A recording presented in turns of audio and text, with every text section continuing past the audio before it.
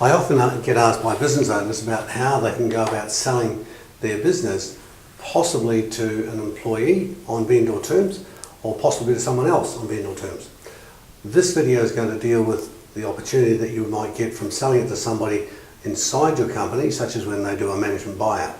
So behind me on this graph here, we've got some options for the person to actually get paid. So let's go through some basic assumptions now. Now the numbers that I'm using here can absolutely be changed quite easily. So in this example here, the person's normal pay is $25 per hour and they're working an average of 40 hours per week. So that means that they're earning around $1,000 a week in gross money. So the calculation we can apply here is we could go to them and say, George, Mary, Sue, whatever your name is, we're prepared to give you a salary increase of $2 an hour.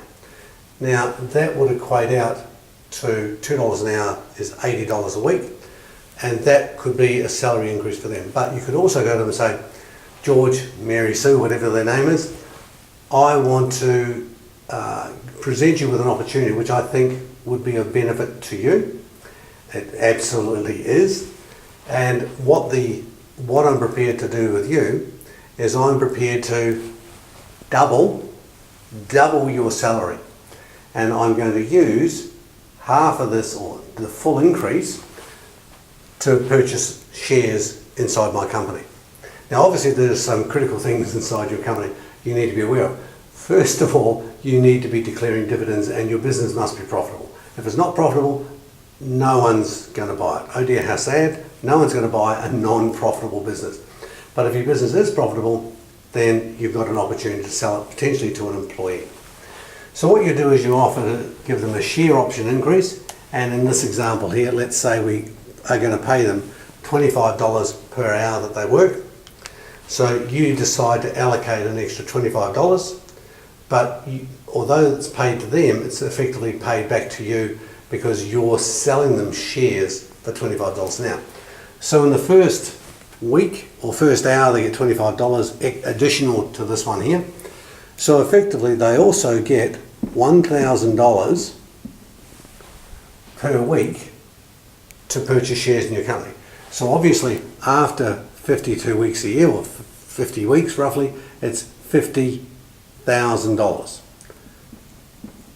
So in the first year, they've now paid, you've paid them and they've paid you back $50,000, and they've now got 10% equity within your company. Now there's some conditions that you want to be putting into the agreement or the contract of sale. One of the conditions might be, and they're not limited, you'll be speaking to your lawyers, you're speaking to your partners, you'll be speaking to your advisors, your financial planners, and making sure that you're getting paid the right way.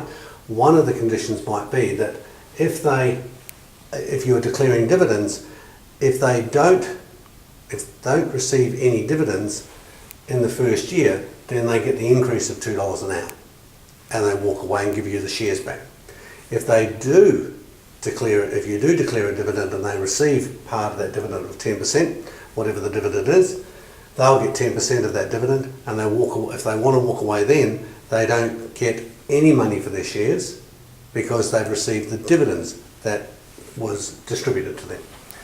So at the end of the first year, they've got $50,000. Now let's say the second year they continue on with this, they now have another $50,000, which is now $100,000. In the third year, they now have $150,000. In the fourth year, they now have $200,000. And in the fifth and final year, when you take this up to the limit, they now get $250,000 of shares of income from you that you've paid in this extra increase per hour of $25. Now, one of the things you'd want to make sure is that after year 2, that they are running the business for you.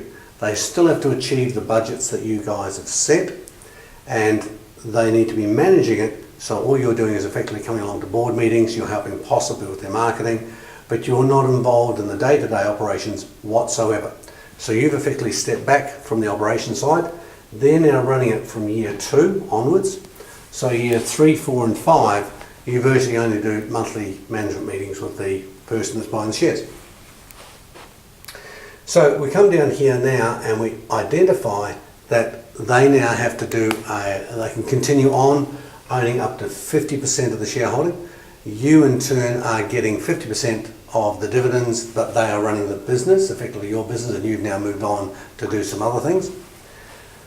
And they are now running this company, your old company, or your partnership company, and they're running the whole business by themselves.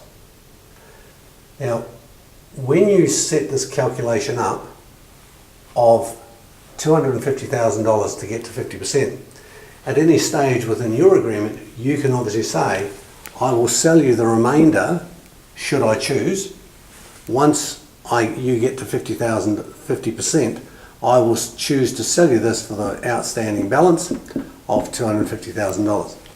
Now, if your business is worth more than $250,000 as the final payment, then all you need to do is change and play around with this $25 an hour, because that $25 an hour effectively sets these dollar values for the percentages that they're buying. So that's one mechanism for selling a business on vendor terms. Obviously, you want to enforce a legal agreement, make sure it's to your benefit, weighted in your benefit, also the person that's coming in. Another cautionary note for you as the seller of your business, you may be up for some capital gains. So as you're selling the equity of shares in your company, you're now going to be receiving a consideration of that, effectively $50,000 a year. So you're going to need to be mindful of this with your tax planning, because that is going to be classed as a capital gain for you. As I said, you need to be paying dividends, and you need to ensure that when the person's buying into their shares, that they retain their salary. If they don't retain their salary, then it's not a very fair deal. That's some prompters for you to consider with this here. No doubt there are more things that, as you talk to your financial planner, talk to your accountants, talk to some other lawyers who might have some expertise in this area of share transfer and employee buyouts.